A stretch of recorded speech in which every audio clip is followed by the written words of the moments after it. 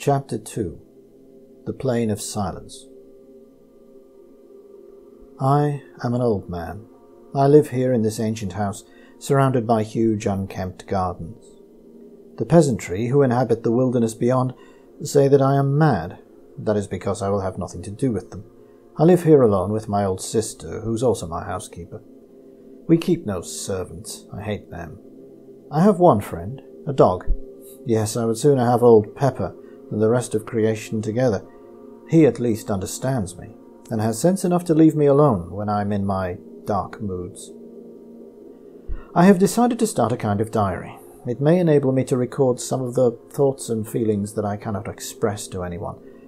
But beyond this, I'm anxious to make some record of the strange things that I've heard and seen during many years of loneliness in this weird old building. For a couple of centuries this house has had a reputation. A bad one.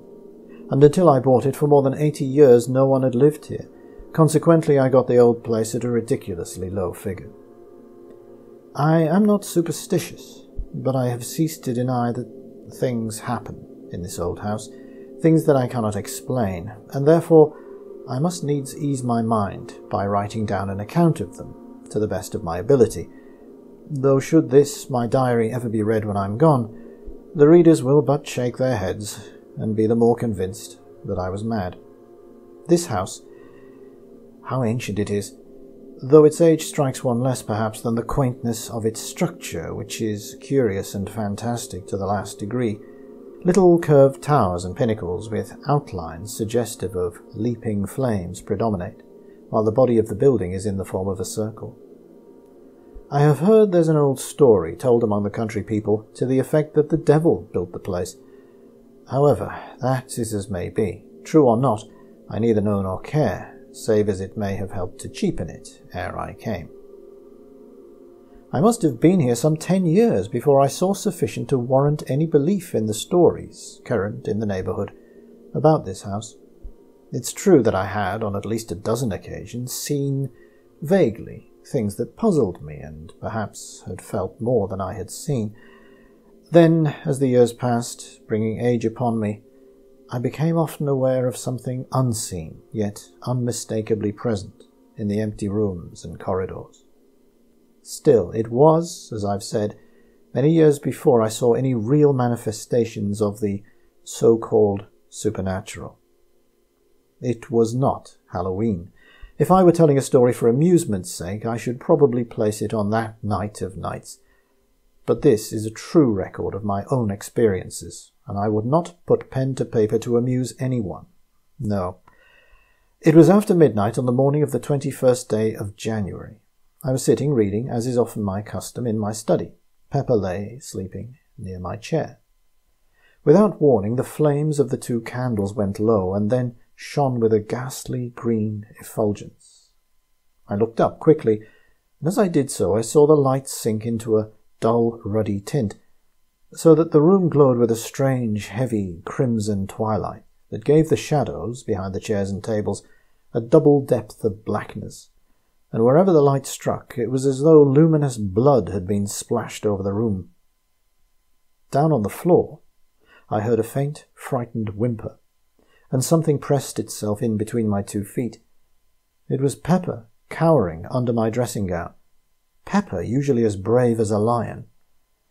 It was this movement of the dog's, I think, that gave me my first twinge of real fear. I'd been considerably startled when the lights burnt first green and then red, but had been momentarily under the impression that the change was due to some influx of noxious gas into the room.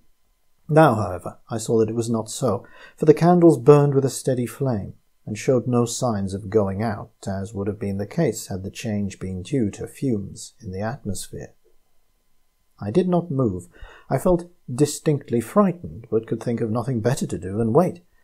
For perhaps a minute I kept my glance about the room nervously.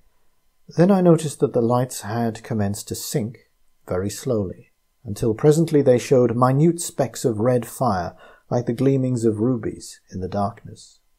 Still I sat watching, while a sort of dreamy indifference seemed to steal over me, banishing altogether the fear that had begun to grip me.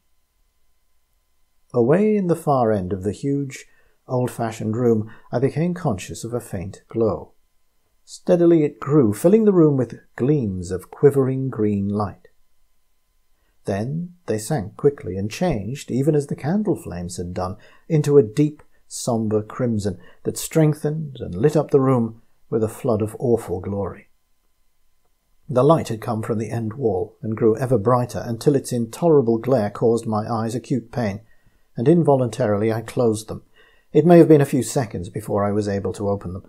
The first thing I noticed was that the light had decreased greatly, so that it no longer tried my eyes. Then, as it grew still duller, I was aware all at once that instead of looking at the redness, I was staring through it, and through the wall beyond. Gradually, as I became more accustomed to the idea, I realized that I was looking out onto a vast plain, lit with the same gloomy twilight that pervaded the room. The immensity of this plain scarcely can be conceived. In no part could I perceive its confines. It seemed to broaden and spread out, so that the eye failed to perceive any limitations. Slowly, the details of the nearer portions began to grow clear. Then, in a moment almost, the light died away, and the vision, if vision it were, faded and was gone. Suddenly I became conscious that I was no longer in the chair. Instead, I seemed to be hovering above it, and looking down at a dim something huddled and silent. In a little while a cold blast struck me, and I was outside in the night, floating like a bubble up through the darkness.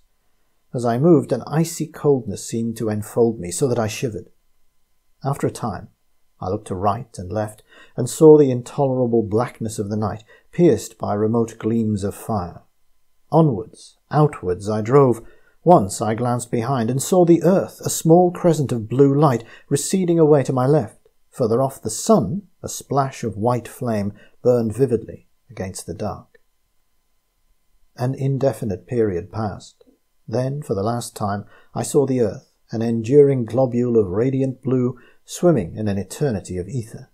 And there I, a fragile flake of soul dust, flickered silently across the void, from the distant blue into the expanse of the unknown. A great while seemed to pass over me, and now I could nowhere see anything. I had passed beyond the fixed stars and plunged into the huge blackness that waits beyond. All this time I had experienced little save a sense of lightness and cold discomfort. Now, however, the atrocious darkness seemed to creep into my soul, and I became filled with fear and despair. What was going to become of me? Where was I going? Even as the thoughts were formed, there grew against the impalpable blackness that wrapped me a faint tinge of blood. It seemed extraordinarily remote and mist-like, yet at once the feeling of oppression was lightened, and I no longer despaired. Slowly, the distant redness became plainer and larger, until, as I drew nearer, it spread out into a great sombre glare, dull and tremendous. Still I fled onward, and presently I had come so close that it seemed to stretch beneath me like a great ocean of sombre red. I could see little save that it appeared to spread out interminably in all directions. In a further space I found that I was descending upon it, and soon I sank into a great sea of sullen red-hued clouds. Slowly I emerged from these, and there below me I saw the stupendous plain that I'd seen from my room in this house that stands upon the borders of the silences. Presently I landed and stood surrounded by a great waste of loneliness. The place was lit with a gloomy twilight that gave an impression of indescribable desolation.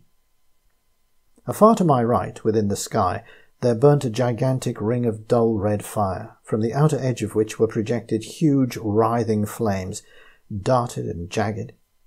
The interior of this ring was black as the gloom of the outer night.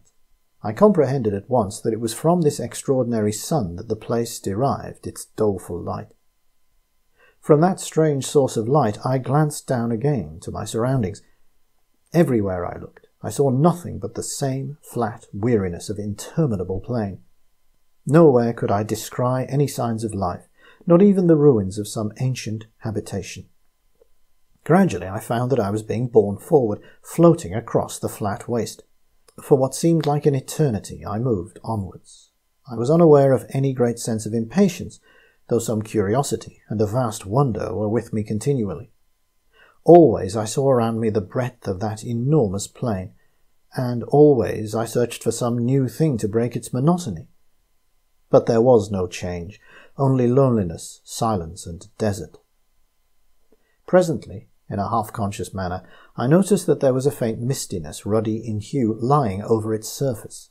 Still, when I looked more intently, I was unable to say that it was really mist, for it appeared to blend with the plain, giving it a peculiar unrealness, and conveying to the senses the idea of unsubstantiality. Gradually I began to weary with the sameness of the thing, yet it was a great time before I perceived any signs of the place towards which I was being conveyed. At first I saw it far ahead like a long hillock on the surface of the plain. Then, as I drew nearer, I perceived that I had been mistaken, for instead of a low hill I made out now a chain of great mountains whose distant peaks towered up into the red gloom until they were almost lost to sight.